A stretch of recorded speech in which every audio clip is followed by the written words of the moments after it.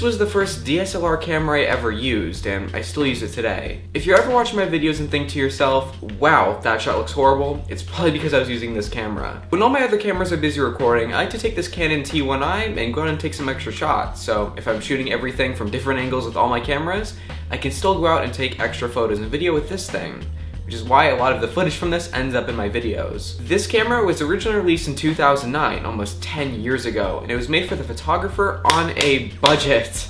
Seriously, this is one of Canon's few offerings that was under $1,000 at the time. Cameras like this were really important in the late 2000s. A lot of smaller news outlets actually used these to take a lot of photos and video because they were so affordable to give out to all their photojournalists. They shot HD video, which most phones at the time couldn't, and they were really affordable, just very affordable cameras. Despite the Canon T1i selling for almost $1,000 in 2009, they have gone down in price substantially. They can now be found for about $100. A lot of the worst drawbacks of this camera is how heavily handicapped the video functions are. This camera has no video autofocus of any kind, so while you're recording, you can't refocus automatically. You actually have to use the little ring on the lens to refocus during recording, which obviously won't look very smooth. You can use autofocus before recording, and that's about it.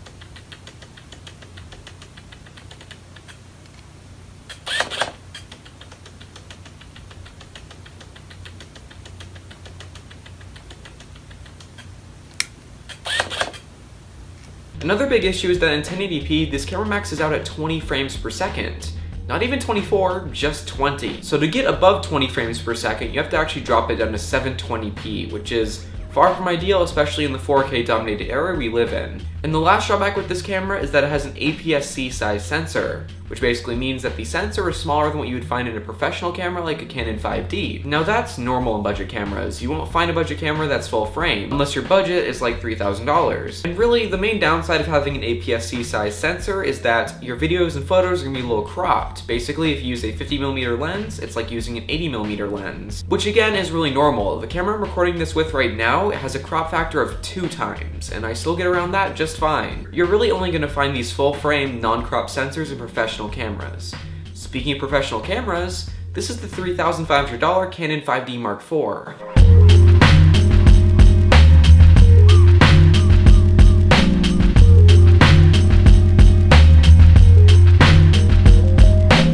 I got this camera as a replacement for the Canon 5D Mark II I had stolen. There is no way I could have afforded to spend $3,500 on just a camera. Thankfully, insurance came through. Now, this camera has been used in a lot of professional applications. You can flip through just about any magazine and chances are you'll find something that was taken with this camera. It's really big among photographers. You can shoot 4K at 30 frames per second, 1080p at 60, and 720p at 120 frames per second, which you saw plenty of in the intro to this video. It also has that full frame sensor, so if I'm using a 50mm lens, it's just like using a 50mm lens. I don't have to multiply by 2 or by 1.6 or any of that, unless I'm shooting in 4K. It can also shoot full 30 megapixel photos at 7 frames per second. I shouldn't be doing this, but hold on, I gotta just demonstrate this, it's ridiculous. There goes my SD card. Now if you compare that to the T1i, it sounds like this. Not as fast. Now it's also important to note that this is actually low end as far as professional photography and videography goes. You can always spend more money and get a Canon 1DX Mark II or a Canon Cinema camera as well. Or if you're really tired of eating 3 meals per day, you can get a RED camera as well. It's already clear that the Canon 5D Mark IV is going to just destroy the T1i in every way possible. It's just obvious at this point. Though considering you can buy 20 of these T1is and a car for the price of one 5D Mark IV without a lens, the purchasing decision becomes kind of questionable. Is it really worth spending that much money for just slightly higher quality images and video? To test the differences between both of these cameras, I thought I'd first go out into the city and take some street photography. It's not a scientific test at all, but it should give you a good idea of what each camera can produce. So here's my attempt at street photography with both of these cameras.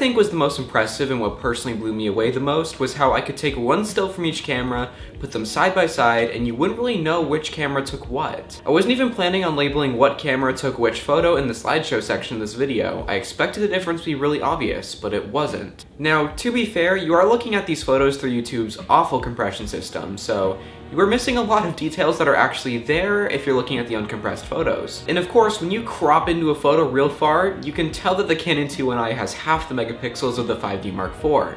And you can also tell that the Canon 2i suffers from edge bleeding a lot. And also ISO performance is horrible on the T1i. If you're looking to do a lot of night photography, don't even think of getting a T1i. The ISO performance is really that bad. The Canon 2i maxes out at 3200 ISO, which is not enough for me, and also the performance at ISO 3200 is not good. While I was out in town, I took a few photos of the Space Needle with the Canon T1i and the 5D Mark IV, and as you can tell, the T1i is not good for this type of shot. In this photo, I cranked the T1i to its maximum ISO configuration, and it still could not get bright enough for me. Meanwhile, in the 5D Mark IV, I could happily crank it up to ISO 50,000, and it still looked presentable. Now, don't get me wrong, ISO 50,000 is not what I would use for a professional shoot. It's really grainy, but at least I could take the photo and have it at a level of brightness where you can see what's going on. Now, video on the other hand is way less comparable. You can't put the videos side by side and not know which one was taken with which. Now, from a distance, the video out of the T1i looks palatable at least. It's usable, maybe, but if you zoom in, you can really tell what the T1i is missing in terms of detail. Both of these cameras are shooting 1080p video, and you can already tell that the T1i is so much less detailed than the 5D Mark IV, which of course, the T1i being worse than the 5D Mark IV, substantially, especially in video, is a surprise to no one at all, but I thought I'd still mention it. And before I wrap up this video, I want to make it clear that you do not need this to take good videos or photo. This is not a requirement, it's a nice to have.